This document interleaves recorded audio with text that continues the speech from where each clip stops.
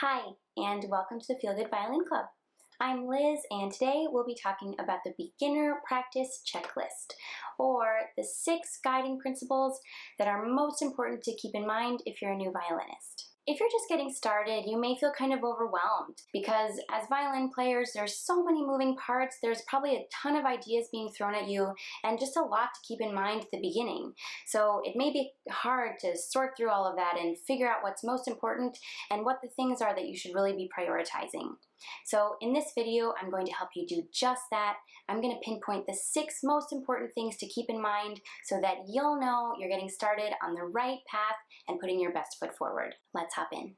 The first thing to be attentive to at the beginning is standing. As violinists, we're doing such very different things with our arms that if we're not attentive to our overall physical approach to the instrument at the very beginning, it's very easy through lots of use and repetition to develop all sorts of weird things, imbalance and discrepancy, and if we're not careful, even pain. And this can travel not just from our arms, but of course into our shoulders, into our back, and into our neck. So this doesn't have to be complicated, but standing and our overall physical approach to the instrument is something that we should be attentive to at the very beginning. So there's 3 things to keep in mind: balance, length, and ease. And when I talk about balance, I'm talking specifically about having equal weight on both sides of your body so that you don't feel like you're really sinking in on one side or the other, and also so that you're not twisting one way or the other towards or away from your violin. We just want to make sure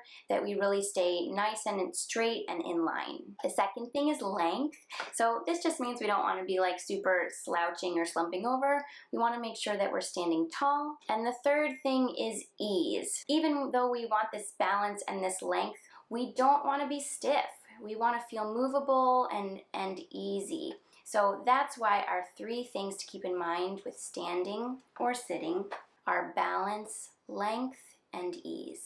So if you're not sure how to integrate these 3 ideas at the beginning of your practice, you can just keep a couple things in mind. You can make sure that your feet are about hip width apart, and then we want to make sure that your hips are right above your ankles and that your shoulders are right above your hips. That's it. And I want to point out here that standing well isn't just for the health of your body and the overall longevity of your playing. It's really also because it helps your sound. It's better for the overall mechanics of your instrument to be nice and tall and upright, and for the projection of your sound. So it's not a coincidence that the great violinists of the world all stand with such poise and elegance. It's because if your body is set up well, you sound better.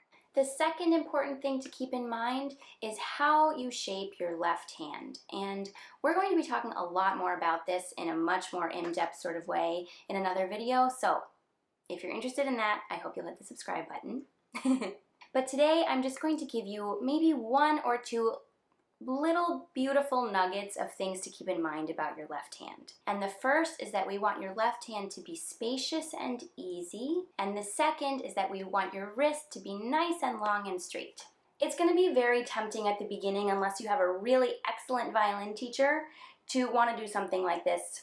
It's totally normal, but we just don't want to get into that habit at all. It's a really hard habit to break, and ultimately it hinders your dexterity, your efficiency. It makes it difficult to develop spaciousness and breadth in your fingers and your knuckles, and ultimately leaves your hand feeling kind of unsupported. So right from the beginning, we want to make sure that we develop this nice long wrist. And I want to point out here that this doesn't mean you're stiff. In violin playing, we never want to feel unmovable or rigid.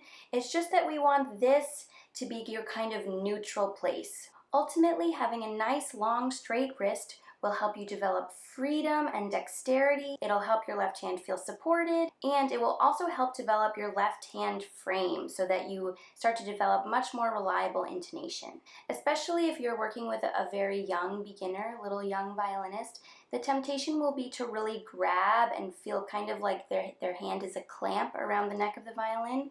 So we just want to encourage this feeling of spaciousness, softness, and freedom, so that right away we feel a beautiful amount of space between the fingers and knuckles, and nothing ever feels tight or clenched. I want to just make one other comment here, which is that if you're finding that it's really hard to get out of this habit of holding your violin with a bent wrist like this, it could have to do with your setup, your physical setup of your chin rest and shoulder wrist.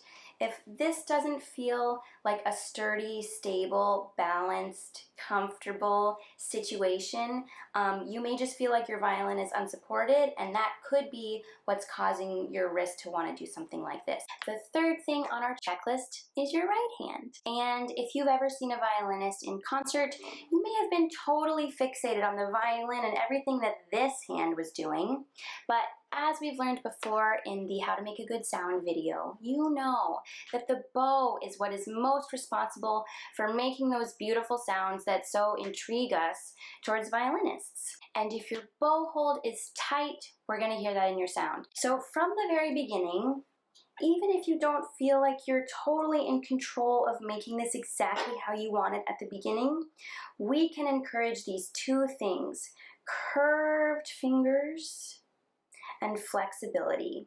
If nothing else, we will keep those two things in mind: curved fingers and curved thumb, and flexibility, so that we're not stiff, we're never stuck in violin playing, but always flexible, always movable. Those are the things you want to keep most in mind about your right hand as you're starting. The fourth thing on your checklist is lots of repetition. The violin is a super physical instrument, and it's very particular about, how we even use specific fingers, how we shape our wrists, how we use our arms. It's complicated. So much of learning the violin at the beginning is repeating these muscle movements so that they start to become more natural, more fluid, and more in your control.